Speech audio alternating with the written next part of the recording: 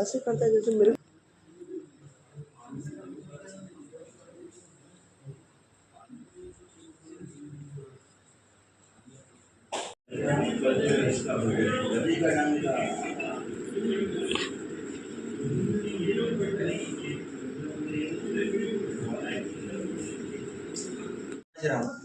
मैं बाद में बात कर लूँ, आपसे बात कर लेते हैं। मीडिया वाले मैं आपसे बात करता हूँ। फोटो लेना चाहते साहब, ये ज्ञापन देते ले रहे हैं।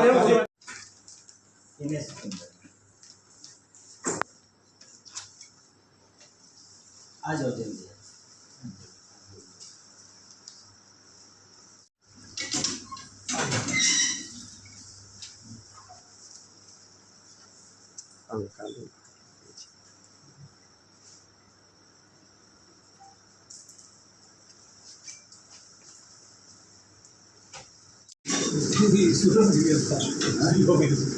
कालू भाई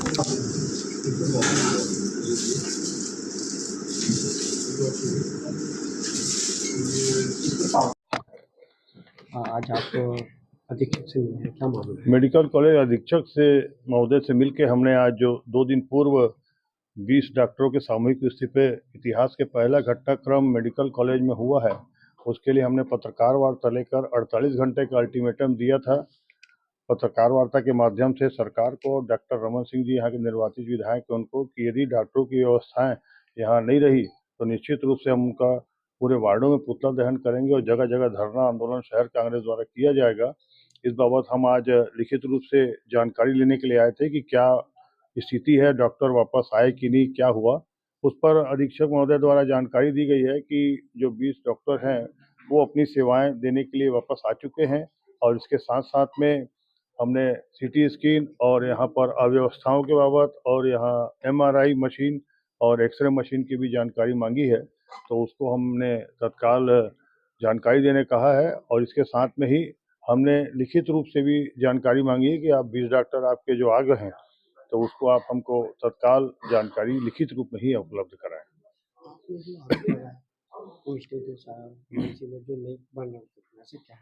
हाँ, मैंने आरोप लगाया है डॉक्टर रमन सिंह जी के ऊपर कि विष्णुदेव साय जी को हटाकर जिस प्रकार का घटनाक्रम इनका ये रमन सिंह जी को मुख्यमंत्री बनने का है, तो ये हमारा आरोप है कि दुर्व्यवस्थाएं हो चुकी हैं, अपने क्षेत्र में भी ध्यान नहीं देना और जितने काम हो रहे हैं उसमें इतने बड़े 15 साल के मुख्यमंत्री और वर्तमान में विधानसभा अध्यक्ष का मौन रहना और अपने क्षेत्र में हर विषय पे समस्याओं की ओर ध्यान न देना, तो कहीं न कहीं ये बड़े राजनीतिक गुणाभाग होते हैं। ऐसी सुगबुगाहटें भी रहती हैं कि ये गुणाभाग कर रहे हैं कि साय जी को हटा दें और खुद बन जाएं, क्योंकि ऐसी भी सुगबुगाहटें हैं कि डॉक्टर रमन सिंह जी के जो पुराने हैंड थे, जो पुराने साथ में लोग चलते थे, जो छत्तीसगढ़ प्रदेश के बाहर थे, वो सब साथ में धीरे-धीरे आते जा रहे हैं।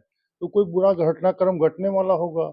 इतने सारे हैंड जो बाहर चले गए थे, मुख्यमंत्री जब थे, वो धीरे-धीरे वापस आ रहे हैं, तो कोई अंजाम भी हो सकता है, ये हमारा आरोप है उसमें। हम आज भी उस चीज़ को बोल रहे हैं।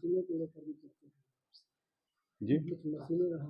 कोई मशीन को लेकर भी जो एक्सरे मशीन और एमआरआई मशीन और सीटी स्कैन मशीन, इस बाबत हमने लिखित रूप से आज भी पूछा है कि ये क्या वस्तु स्थिति है, जानकारी दीजिए। इस ओर कोई कार्रवाई सरकार द्वारा, प्रशासन द्वारा कुछ की जा रही है कि नहीं की जा रही है, हमने इसको जानकारी मांगी है, क्योंकि ये सब यहाँ की तत्काल आवश्यकताएं की चीज़ें हैं। मेडिकल कॉलेज इसी में ही पूर्ण होता है। आज मेडिकल कॉलेज की मान्यता खतरे में है और डॉक्टर रमन खुद अपने क्षेत्र के मेडिकल कॉलेज में ऐसी जानकारी होने के बावजूद वो क्यों कार्य नहीं कर रहे हैं? अपने क्षेत्र के लोगों को क्यों तड़पा रहे हैं? क्यों तकलीफ दे रहे हैं? यहाँ पे तो उनको खुद डॉक्टर होके मरीजों को क्या सुविधाएं देना चाहिए इलाज के लिए, ये तो डॉक्टर से बड़ा कोई नहीं, बेहतर कोई नहीं जानता।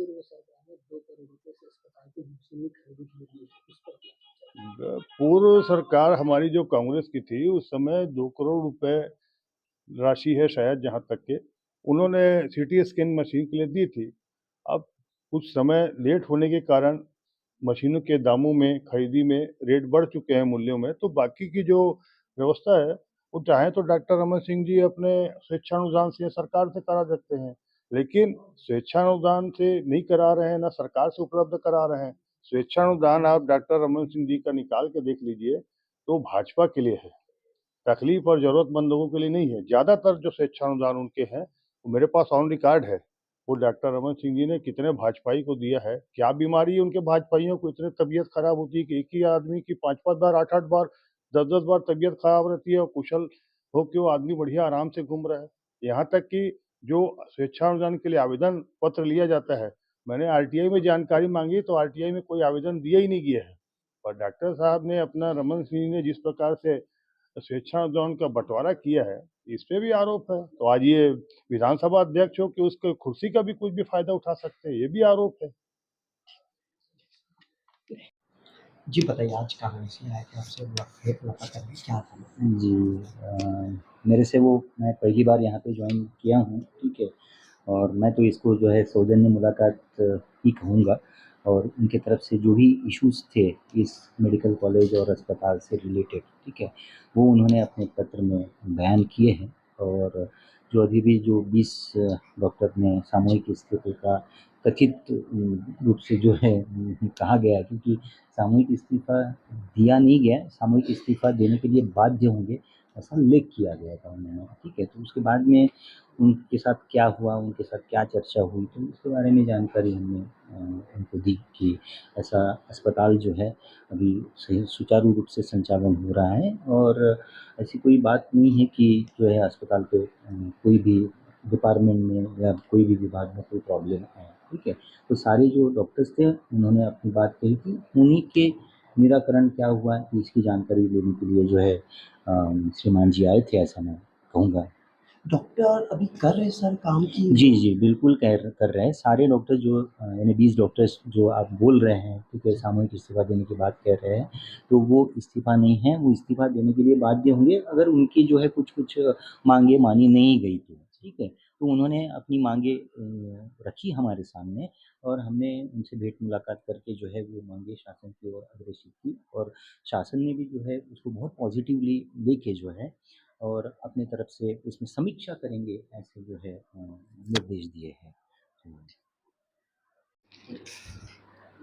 फिर अलग